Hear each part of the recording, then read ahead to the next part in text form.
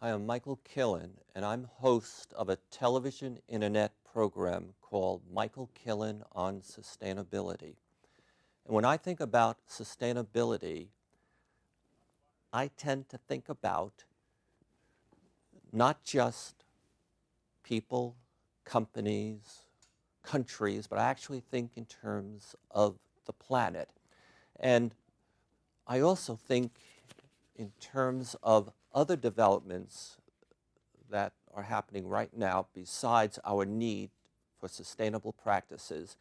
I think of topics such as energy, the environment, immigration, the emergence of China, the future of civilization, and human rights. And when I think about human rights, it's understandable that when something happened today, it triggered my attention. I received an email from an organization called Change.org. And it is an organization that takes on social causes so that if you have a cause, you go to them, and if they accept that cause, they will work to develop signatures and petitions that will help bring attention to, let's say, the offending country, organization, or person that they are violating someone's rights. So Change.org informed me today that Intel is doing something against its corporate policy. It is funding an organization that discriminates against people. That organization is none other than the Boy Scouts of America. The Charter of the Boy Scout of America says no gay leader can be part of that organization. And in doing that, the Boy Scouts are violating people's rights. Change.org has now started a campaign to urge, inform, persuade Intel to stop funding the Boy Scouts of America until the Boy Scouts of America becomes open to allowing gay leaders to participate. Now, when something like this happens, it's a great opportunity for me to introduce my latest painting. And my latest painting falls under the broad category of human rights. So when I heard about the Boy Scout issue, it reminded me, as when I started working on this painting, I thought about the Boy Scouts, and because I knew they were discriminating. And I thought about their logo. And then I also thought about the Mormon Church. And, I know that the Mormon Church has always been less appreciative of blacks and gays, and they did something that many of us in California greatly resented. They funded Proposition 8, which made same-sex marriage in California illegal. The Mormon Church funded Proposition 8 to take rights away from people in the great state of California. So as I thought about this painting, and I thought about the Mormon Church, and I need to tell you that when I started this painting, there was a song and some lyrics that rung in my head, and those words were, "Jesus loves the little children of the world, all the children of the world." And that brought me to the church, the Mormon Church. That made me think about them, because they say they love all the children of the world, but when you fund something like Proposition 8, they obviously do not love all the children of the world. And as I worked on this painting, I also thought about the Catholic Church, the Pope, because the Catholic Church has worked diligently to try to limit same-sex marriage. So in making this painting, I was thinking about the Pope, the Catholic Church, as imagery for my painting. And then I also thought about another group that discriminates against gays and other folks in the Ku Klux Klan. So I thought the Mormon Church, the Pope, the Ku Klux Klan, they should be in my painting as well. And then I thought about another organization that discriminates greatly against women as well as people of a different faith, various faiths, and that is the Taliban. So I started to think that my painting on human rights should have them in it as well. And then as I wanted to pick up again on Jesus loves the little children, I thought it would be best to have a different title, and maybe what's more true is that liberty loves all the children of the world. And once I came to that idea, and I tend to think in the United States, liberty is paramount here, and the great leaders of this country and then the people really believe in it. I decided I would be influenced by the Statue of Liberty, and I would put her in that painting as well. And so this led to my painting called Liberty Loves All the Children of the World. And that is the painting right now. And you can now, if we think about the imagery that I spoke about, notice on the left, I placed, maybe that's the Ku Klux Klan, maybe that's a Pope, maybe that's a Taliban, maybe that in the background is the towers of the Mormon Tabernacle in Salt Lake City.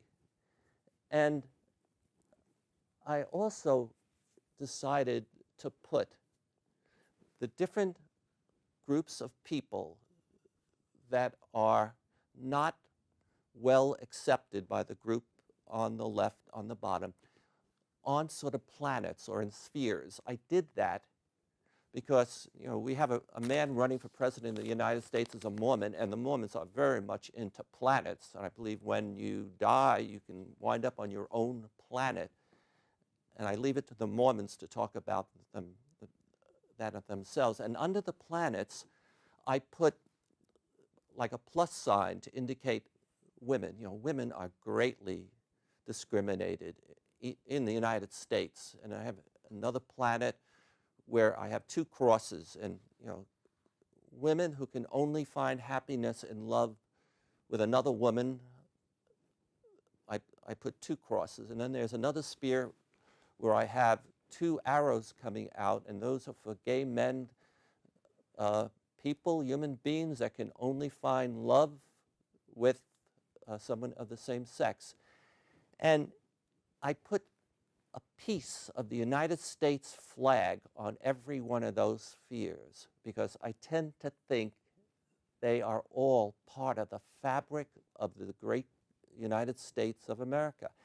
And way up on the right and to the right, there is liberty, a big mama reaching out and embracing all the children of the world, regardless of their sexual, race, or other difference. They're all part of the same country, the same world. So that's my latest painting, Liberty Loves All the Children of the World. And it's 6 by 5 feet long. And again, it's part of the category of human rights. And it joins, well, first of all, I do want to say, and I don't know if we've shown this yet, as I was working on this painting, I came in contact with a man from Tulsa, Oklahoma, who is the head of a company called Mighty Movers. And he was hired by an executive to move him, his furniture as well as his expensive BMW from Tulsa to San Francisco. And I met this man, and as we talked, I realized this man who really had very limited education had picked himself up to start his own company and was a productive member of society.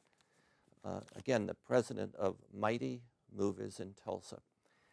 And as I talked to him, I discovered he had an artistic talent, and I invited him to come to my studio and help me work out some details on that painting. And that's Chris right there from Mighty Movers in Tulsa, Oklahoma. All right, and so my next painting was Women's Rights Denied, and I'm not sure if we've seen it already, Women's Rights Denied. And I painted that painting because you know, men, a certain group of men in the United States are very committed to controlling women's reproductive rights. You know, and it's amazing, you know, many of them fit the category of the Republican Party. And clearly, in reality, you know, that's the group of, where the group of men come that want to limit women's rights. And that's fine, but I simply want to point that out and use my little artistic talent to show that. Now, the other day, Romney, who's running for president of the United States, made some statements about what he said, half the nation consists of moochers. And when I heard that statement, I said to myself, I'm obviously a double moocher, because when I moved to California many, many years ago to work in a company, shortly after that, the company shut down, the economy went to pot, and it became very difficult for me to find a job. And I even moved from Silicon Valley up to San Francisco for a job, and the company went out of business. Over that 18-month period, 3 times I signed up for unemployment. That makes me a moocher, okay? However, on the 3rd time I was signed up, I worked also to develop my own company. And I started a research company, a business that was a think tank in advising IBM, AT&T, Siemens, and companies around the world on business opportunities, and I started to make money. And as soon as I started to make money, I became a second moocher, because I discovered that I felt entitled and that the tax code was there for me to allow me to shelter and keep as much of my money as possible.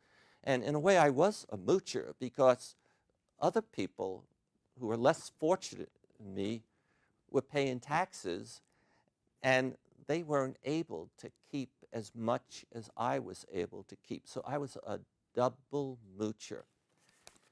Now that allows me to introduce a painting that I also made because I wanted to capture visually how the rich shelters and leverages their money. And that's the painting. And if you notice, I know I've shown this at art critiques and everything, and the artists all say it doesn't make any sense to them. Well, you know, an umbrella is something that shelters us. An umbrella can shelter your gold. And if you look at the bottom on the right, that's a gold brick. And I know the photo isn't so good. So the umbrella is sheltering the gold brick. And I put it on an island. You know, I hear Governor Romney shelters his money in the Cayman Islands. And I also know some people consider that smart, you know, because you're able to get a lot of tax benefits. But, you know, some people don't think it's good being a good citizen if you're using every trick in the book to keep from contributing money to this country. And notice the triangle. And the triangle is from my little bit of education about Archimedes. He said if I had a pole long enough and I could place it on something and I could stand somewhere, I could move the earth. And I think a lot of the masters of the universe, some of the people who run these big corporations have the belief that they are entitled to move the earth, and to some extent they can do it because they have a lot of advantages. Now, after I made that painting, I started to think more about the economic gap. And taxes and the ability to shelter your money does help one group of people on one side of that gap get richer and richer, and it tends to spread out the gap. And having a gap between the rich and the poor is deadly for any country and a lot of people. Okay, so when I started to think about how would I make a painting that depicted how people think and the dangers of a widening economic gap, I decided one side would probably be good to be represented by Gucci. And this is the logo of Gucci.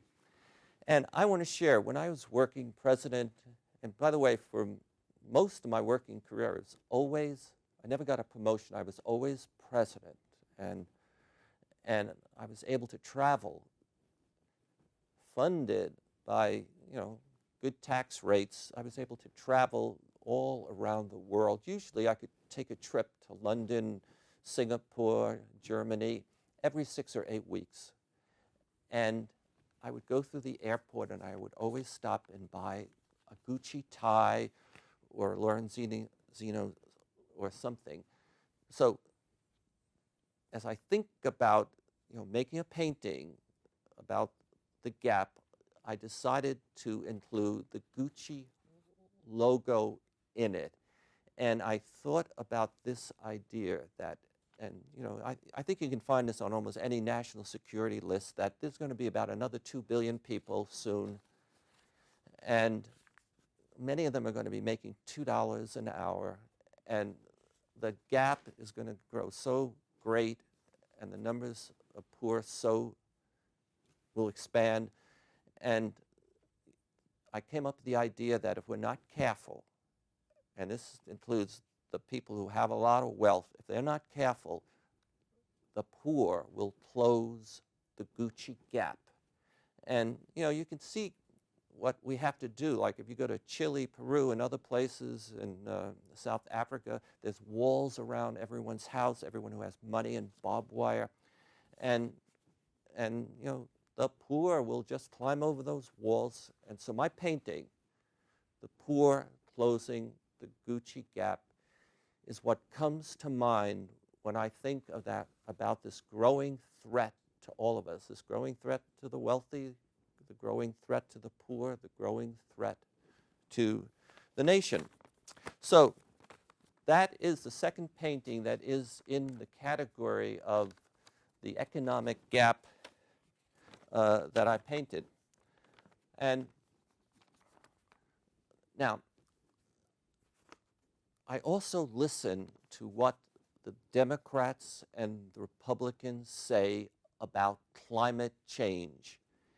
And we do know and accept that many of the Republican leaders do not acknowledge that climate change is a reality. And some of them will go as far as saying it's something that's a cyclical event. It's something that naturally happens over thousands and thousands of years. Yes, there'll be a global warming, but they never, ever want to say man contributes to it. And, all you have to do is look back 100 years or so, 500 years, and you see that there were hardly any people, and it's clear as we build these factories and the economies build and all the gases go up that man does contribute to it. And if that logic isn't enough, we just take a look at the reports from the NASA, the energy commissions, and worldwide scientists. It's clearly contributed significantly by man, And the reason I'd say the Republicans do not want to talk about this is because they fear more regulation. And, but some of us think the more regulation, the better it is, because our health is going to be protected, our economy is going to be protected, our planet's going to be protected. And then on the other hand, we have the Democrats who, I think I can read through how Obama's thinking and his advisors. They all recognize that climate change should be raised up to a national concern, a much higher alert status than it is. And they're soft pedaling it right now because they don't want to give the Republicans too much energy, too much ammunition against them. So when I think of climate change and the wealthy, I made this painting. And the whole idea I had is that the wealthy will be protected by their money, they think. However, things can get so bad, or their children or grandchildren are going to pay the price for them neglecting this important development of climate change. And when I thought about climate change and the people of the world, I also started to think about the different groupings of people. For example, the grandfathers. And I'm influenced greatly by the music of Pink Floyd. I just love The Wall still to this day. So I made a painting from the perspective of the grandfathers where I said, "Grandpa, what are you going to leave behind for me?" And on this fulcrum, you can see something up in the left top. Maybe that's a baby. Maybe on the right, it's a big oil drop. And, there's some, this is a dynamic situation, and that fulcrum is going to change. And Grandpa, what are you going to leave behind for me? And then I decided we also have grandmothers. And they're also concerned about their grandchildren. And today, when you have grandchildren, you are really more concerned with your grandchildren than you are your children. And I asked myself, gee, grandparents, grandmother, what are you going to leave behind for me? And I decided to make this painting, and it's somewhat complex. And I also, when I made this painting, I was thinking about the grandchildren that are not here yet. And if we could see this painting in real life, you might notice way high up on the left on a fulcrum is an egg. And the egg is, some of the yolk is coming out, and there's some cracks on it. And down on the left, maybe that's a gas pump, and maybe that's a yellow torso without a head. And because a lot of us are doing things without thinking, and I'm included in that category. And then you might think that that's an oil well in the center pumping up oil, and maybe when some of the dynamics occur, that drop falls, and maybe baby egg comes flying down and crashes on a gas pump on the headless torso. And needless to say, where my thinking is. The future does not look good if we don't address some of these problems. And then I also want to make comments about, I made another painting. I tried to think about the rest of us. So I made a painting called Climate Change for the Rest of Us. And that's it right here. And here I was inspired by Dali, Matisse, Hokusai, and a few other artists. And I tend to be a little negative here. I think it's going to be hard for us to get our act together, and a lot of us are just going to be falling out of the sky. And it's not going to be good, very costly for us. And so that that set of 4 paintings under the area of climate change shares how I think about, you know, climate change. And clearly, I encourage all my Republican friends, come on, get with it. And I encourage the Obama administration, all of his folks, come on, raise climate change to a real high level, and let's work even more and more for it.